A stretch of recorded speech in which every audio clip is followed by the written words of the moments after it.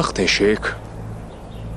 ख्वाहिशात से इंसान बेवकूफ बन जाता है और शैतान खुद अपने भाइयों में जलन पैदा करता है और एक दूसरे के खिलाफ करता है। तुम उस हसद की बात कर रहे हो जो यूसुफ अलैहिस्सलाम के साथ लोग करते थे। हसद जिसने हमारे नबी को परेशान किया, वो हमें भी बुरा काम करने पर मजबूर करेगा। ये शैतान का खेल है। उसी ने यूसुफ के भाइयों को वरगलाया था।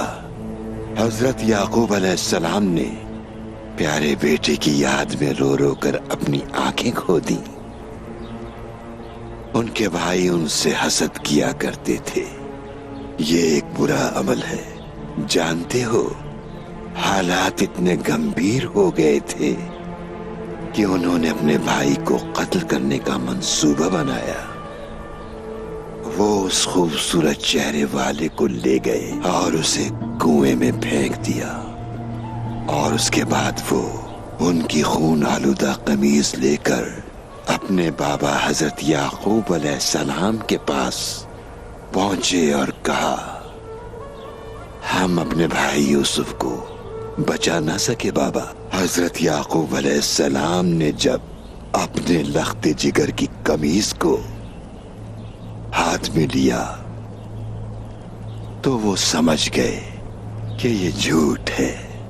उस दिन के बाद हजरत याकूब अलैहिस्सलाम ने रो रो कर अपनी बीनाई को खो दिया। वो नहीं चाहते थे कि उनकी आंखें प्यारे बेटे के अलावा किसी और को देखें। बाबा की यही मोहब्बत थी जिसकी बिना पर उन्होंने अपने भाई को कुएं में फेंका।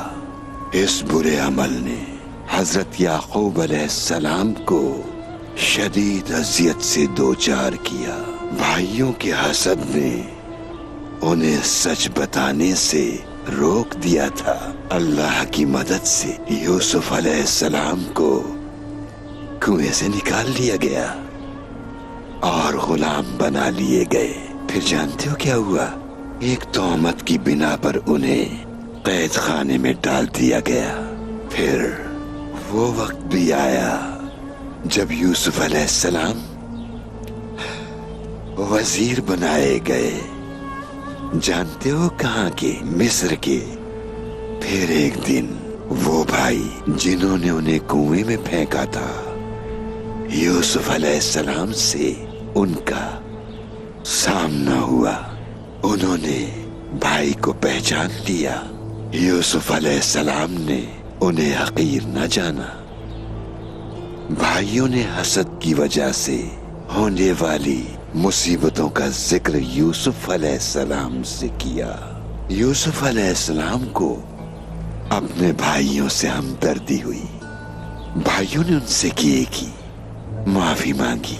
भाइयों ने शर्मिंदगी का इजहार किया और पूछा कि ये सब कैसे हुआ। तो यूसुफ अलैहिस्सलाम ने फरमाया, मेरे भाइयों, ये सब मेरे रब का करम है मुझ पर। हजरत यूसुफ अलैहिस्सलाम ने अपने भाइयों को माफ कर दिया और पूछा कि मुझे ये बताओ कि मेरे प्यारे बाबा किस हाल में हैं। उन्हें जाकर कहो कि मेरे साथ जो कुछ हुआ वो मेरे रब की जानिब से था।